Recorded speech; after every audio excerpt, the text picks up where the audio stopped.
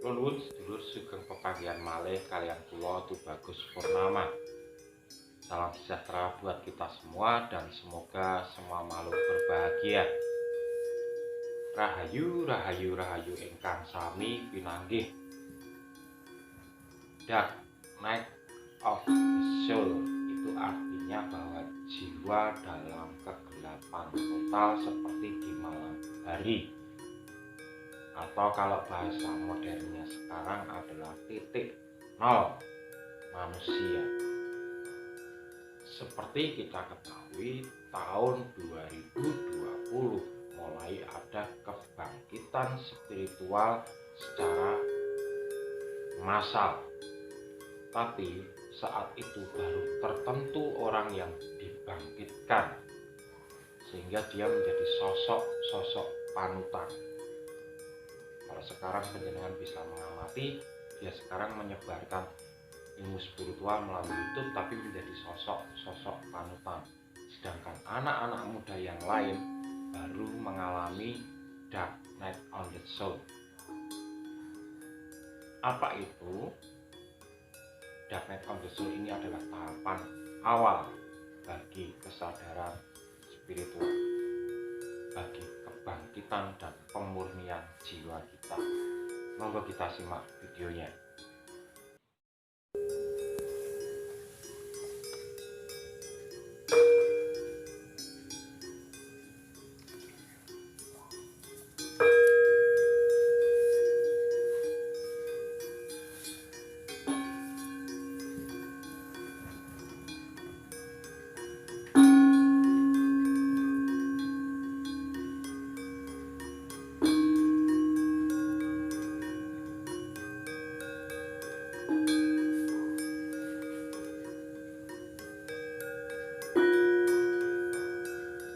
Baik sedulur, setiap orang yang tercerahkan, yang ingin mencapai pemurnian jiwa dan kesadaran murni, pasti akan mengalami Dark Night of the Soul. Titik di mana orang mencapai titik nol. Kalau orang Jawa bilang titik pasrah, sehingga titik itu dinamakan suwung.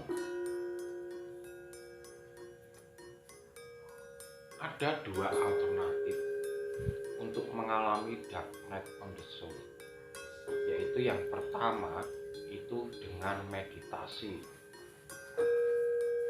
Seperti kita meditasi di awal-awal itu rata-rata pikiran kita itu seperti monyet melompat ke sana ke sini, lihat. Tapi semakin kita rutin maka akan semakin menep, semakin tenang. Ibarat air keruh, kalau kita diamkan, kita hanya amati, kita tidak menolak, kita tidak melawan, maka semakin jernih. Dan endapan inilah yang kelihatan, ini yang akan kita bersihkan sehingga air kita menjadi jernih. Itu yang pertama. Kemudian ini yang banyak dialami mulai 2019, yaitu Dark Night of the Soul yang benar-benar alam yang menciptakannya, sehingga penjenengan bisa menyadarkan diri. Nah, Dark Night of the Soul ini ditandai dengan pertama, dia akan mengalami masalah bertubi-tubi. Masalah itu berkelanjutan terus, seperti tidak terselesaikan.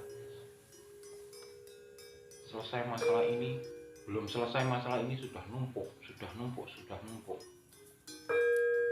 Ini di segala lini, bukan hanya di masalah pekerjaan, bukan hanya di masalah sosial, bahkan keluarga pun bisa hancur, ditinggalkan orang-orang yang dia sayangi.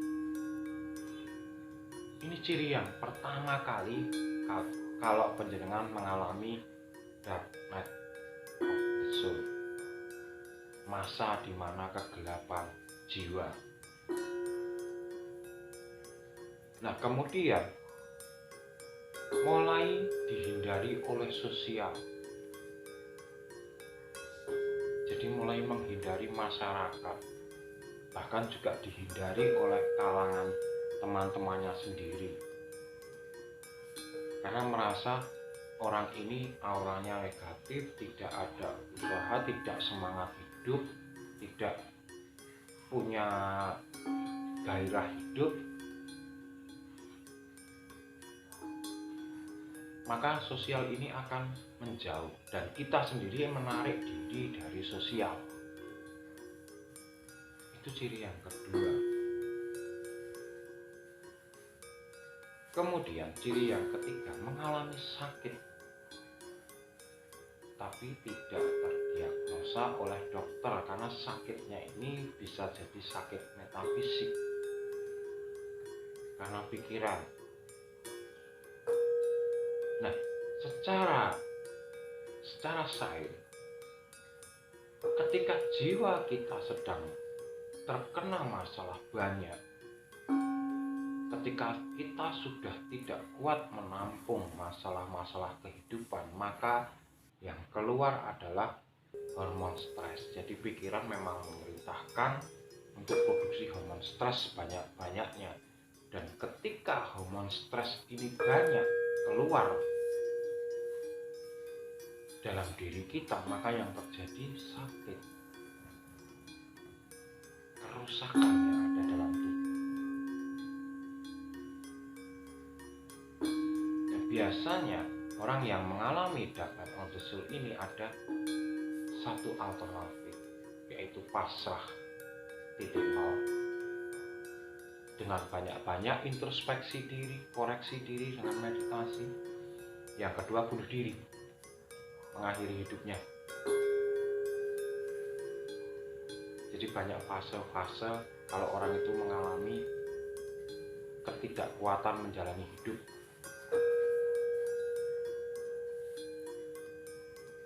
Satu, dia akan ke dalam menarik diri, introspeksi. Yang kedua, dia akan mengakhiri hidupnya.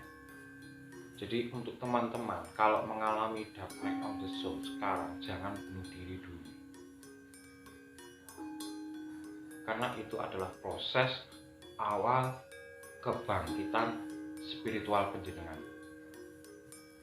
Dan yakinlah bahwa semua orang akan mengalaminya, di mana orang itu berada sampai di titik nol sehingga adanya pasrah. Dan kalau sudah pasrah, maka seseorang itu akan timbul kesadaran spiritualnya, akan lebih mendekatkan diri dengan dirinya sendiri. Sehingga banyak orang Jawa bilang, dengan mengalami itu ditambah semedi, maka akan menemukan jati dirinya. Dan kalau sudah menemukan jati dirinya, maka langkah kedepannya akan semakin membaik dan kecerdasan itu akan timbul. Kecerdasan secara alami dan kekuatan yang ada dalam diri itu juga akan timbul. Karena apa? Dengan mengalami seperti itu, maka Kundalini secara alami aktif untuk membersihkan cakra-cakra yang tersumbat, sehingga kehidupannya akan menjadi lebih indah sesuai dengan kaidah alam. Dan ini justru lebih aman daripada membangkitkan Kundalini dengan guru-guru, master-master Kundalini, karena ini yang membentuk alam. Nah, ketika penjenengan berada di titik nol ini, jangan dilawan, karena kalau penjenengan melawan, maka alam akan semakin kejam. Alam akan semakin kejam memberikan cobaan kepada penjenengan. Kalau penjenengan pasrah sampai ke titik nol, kemudian koreksi diri, maka yang terjadi itu semua akan terlepas, sehingga lepas dari kemelekatan. Semua yang ada di pikiran akan mulai pelan-pelan dilepaskan. Yang terjadi kepasrahan, maka jenengan dinilai dapat melalui atau melampaui dark night of the soul atau yang namanya cobaan kehidupan. Dan kalau sudah melalui itu maka dinamakan naik kelas. Nah, setelah melalui dark night of the soul ini ada tahapan kedua, yaitu kesadaran pribadi, kesadaran murni mulai tumbuh. Setelah mengalami kesadaran murni maka akan ada proses di mana menemukan jati diri. Setelah menemukan jati diri maka akan berproses menjadi manunggaling kawula Gusti, itu kalau orang Jawa. Jadi lur, seperti yang saya bilang bahwa orang yang sudah mengalami dark night of the soul dalam hidupnya, dia tidak membutuhkan legalitas, tidak membutuhkan pengakuan dari orang lain, karena dalam hidupnya pun sudah merasakan pedihnya seperti apa, dicaci seperti apa, dihina seperti apa, maka dia tidak akan ketakutan lagi akan kehilangan teman, akan dihinaan orang. Dia sudah tidak memikirkan itu. Yang ada dia hanya menuruti kata hatinya, sehingga pikiran-pikiran tentang ego, tentang amarah dan nafsu itu sudah dia kalahkan. Seluruh di sini saya ingin menceritakan bagaimana saya mengalami dark night of the soul, bahwa kehidupan saya mulai mengalami terjerumus ke dalam permasalahan yang bertubi-tubi itu sejak tahun 2001. Di sana, di dalam pekerjaan, naik turun dan permasalahan itu selalu datang, sehingga kadang kekurangan uang, untuk makan aja susah, sampai mengalami penderitaan di mana pada saat itu saya berkeliling dengan sepeda dengan anak dan istri saya pada saat itu.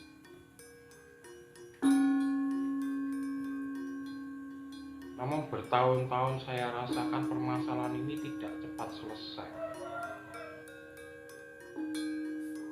Bahkan sampai pada puncaknya yaitu 2013, saya bekerja dari nol, di ekspedisi, dari kurir motor naik menjadi marketing, naik menjadi kepala cabang. Di sana saya digoyang, dituduh korupsi lah, dituduh mengambil uang perusahaan lah, macam-macam, sehingga saya dikeluarkan. Nah, saya dikeluarkan, kemudian ada teman yang mengajak kerjasama, sama juga perusahaannya dari mulai nol manajemen profesional saya buat menjadi manajemen profesional, terarah dan tertata, tinggal menjalani saja. Tapi hanya karena permasalahan libur lebaran 1 hari saja lewatnya, jadi permasalahan besar. Saya dikata-katain dengan binatang kaki 4, semua keluar semua, maka saya mundur.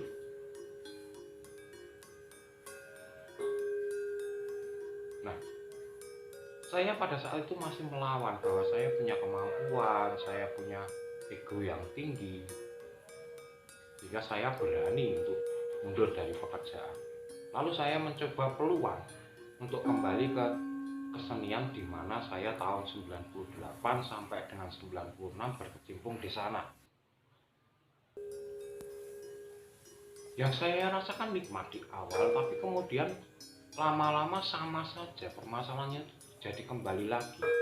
Ada persaingan bisnis lah, ada persaingan nama lah, apalagi dengan Danais yang sudah turun, dana istimewa untuk kebudayaan dan kesenian di Jogja sangat tinggi, dan itu menjadi saling rebutan, saling menjelekkan.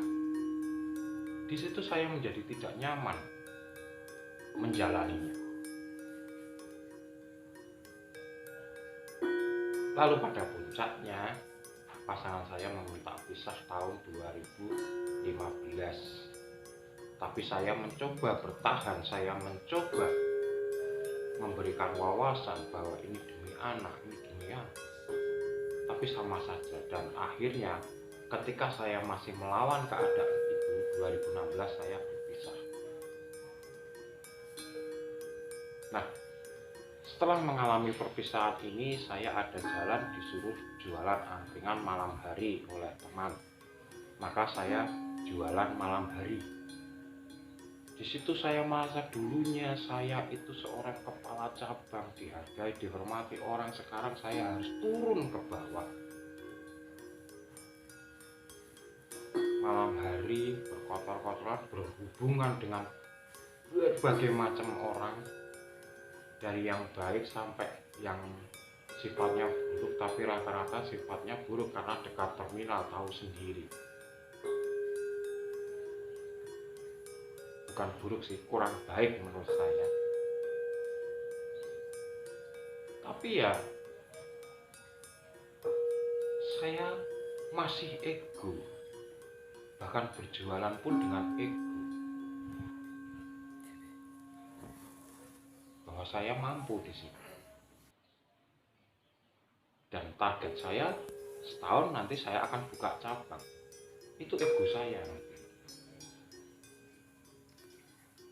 Dengan ego saya yang melawan itu, maka yang terjadi apa? Saya tertipu dari uang 300, saya tertipu dari yang mengaku ingin bekerja kepada saya nggak sampai seminggu melarikan uang 700. Saya tertipu oleh teman saya sendiri yang ingin ayo buka bareng saya, nanti hasilnya dibagi dua. Ternyata saya hanya dimanfaatkan.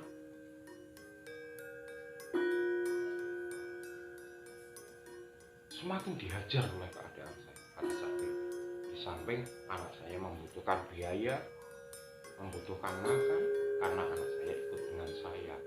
Kemudian saya mencapai pencerahan pada suatu titik ketika sudah sekitar 6 bulan berjalan saya jualan angkringan. Jadi ada seorang tua datang kepada saya, dia tidak membeli tapi minta air putih hangat 1 gelas. Pada saat itu pikiran saya, wah ini cuma bikin repot aja. Dan ternyata memang bikin repot. Dia pinjam sendok, dia mengeluarkan nasi sambil berkata, ini nasi yang dibuat istri saya tadi pagi. Nah dari situ saya mulai bertanya-tanya, loh makanan dari tadi pagi basi kok masih dimakan. Ya kakek itu sekitar berusia 80-an tahun. Nah dari situ kakek itu berkata, karena saya tawarkan, kayak udah nggak usah dimakan, ambil sini aja, saya ikhlas. Kakak itu menjawab, istri saya memasak ini dengan cinta, jadi apapun rasanya saya tidak ingin mengecewakan istri saya dengan membuangnya, maka harus saya makan. Karena rasa cinta itu tidak terbayar dan tidak bisa ditukar. Di situ saya mulai tersentak.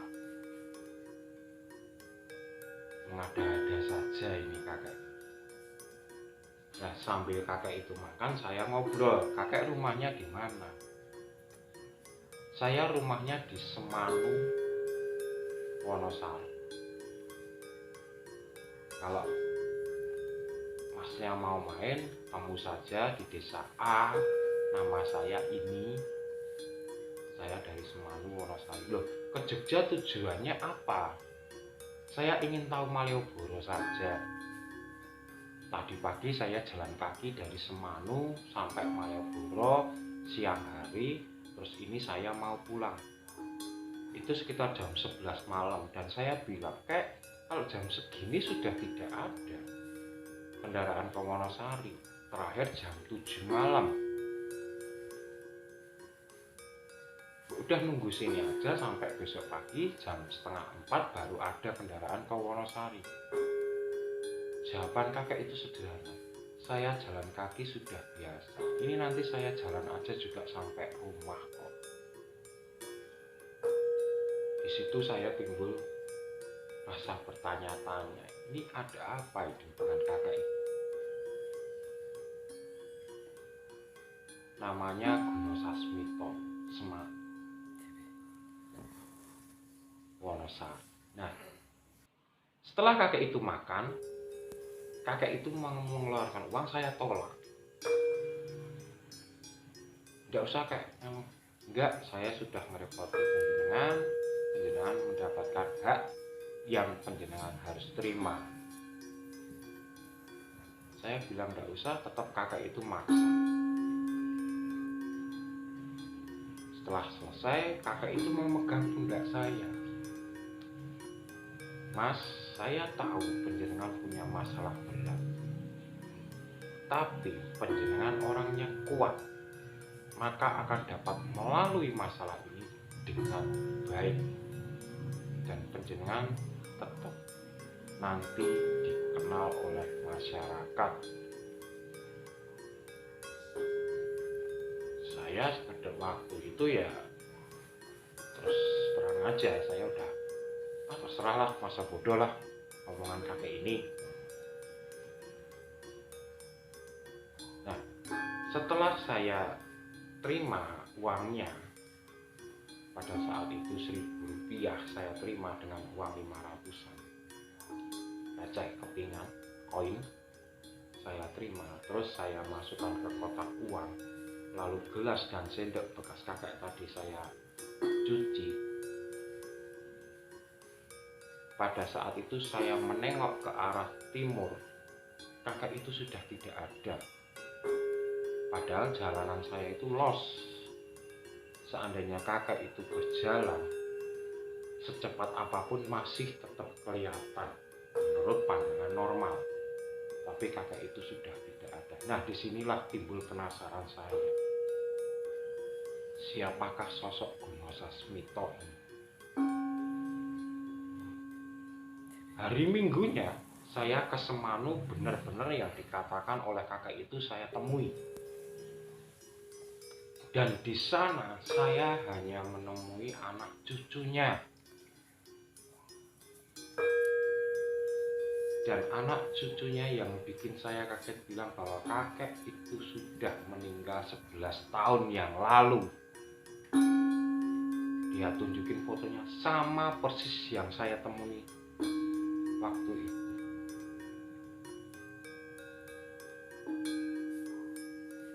Maka dari itu saya terus ngajak anak cucunya, ayo kita ke makam Simbah. Maka saya datang ke makam dan benar 11 tahun yang lalu beliaunya sudah meninggal.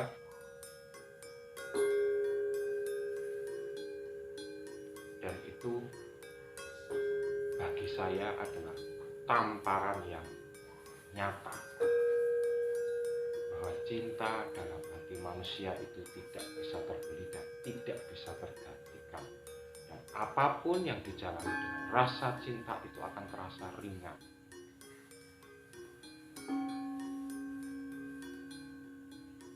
Nah, monggo silahkan dipercaya atau tidak, ini adalah cerita nyata yang terjadi pada diri saya. Jadi sehingga kalau ada yang gaib itu percaya atau tidak, saya sendiri sudah mengalaminya dan saya sendiri banyak berinteraksi dengan dunia gaib.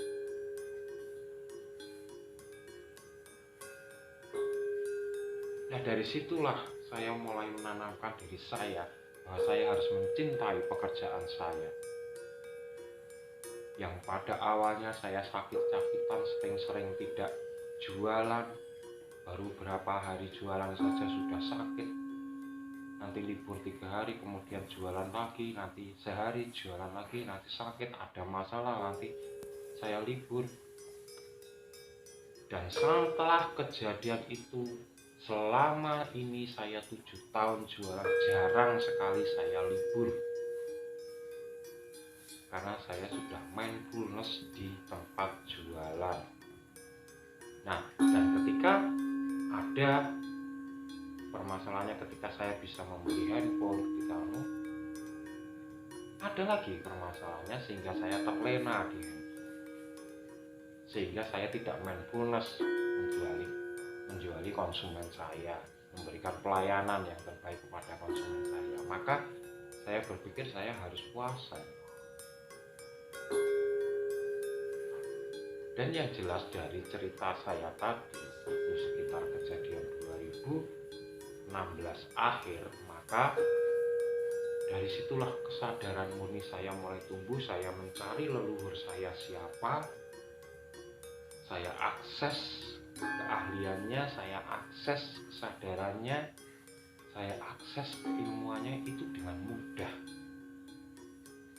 Dan saya mulai biasakan dengan meditasi, dengan penuh ketenangan, sehingga saya menghadapi apapun dengan tenang dan pasrah. Itulah sedulur cerita saya tentang fase mengalami dark night of the soul yang tidak singkat tapi panjang. Dan saya disadarkan oleh malaikat yang bernama Guno Sasmito atau Mbah Guno Sasmito. Matur nuwun Mbah Guno Sasmito, dimanapun panjenengan berada, semoga panjenengan sudah ditempatkan di tempat yang paling baik, karena panjenengan sudah baik membangun kesadaran saya. Maka tugas saya sekarang membangun kesadaran sedulur-sedulur semua. Demikian sedulur, semoga yang sedikit ini bisa bermanfaat buat panjenengan. Tetap semangat hidup. Seandainya panjenengan mengalami dark night of the soul sekarang, biarkan saja, jangan dilawan, karena itu sebuah ujian dari alam kepada panjenengan. Dan semoga panjenengan dapat melaluinya, dan yakinkan bahwa panjenengan dapat melaluinya. Jangan bunuh diri dulu, karena kalau panjenengan bunuh diri sama saja panjenengan tidak kuat, yang pertama. Yang kedua, kalau panjenengan melawan, artinya panjenengan mengizinkan untuk menjadi gila, karena alam juga akan semakin gila menggembleng panjenengan. Nah, tetap semangat menjalani hidup, karena hidup itu memang harus dijaga. Seperti tugas kita sewaktu dilahirkan adalah menjaga hidup. Hidup urip kudu urup, urup kudu urip. Demikian, saya Tuh Bagus Purnama mengucapkan rahayu, rahayu, rahayu. Matur nuwun.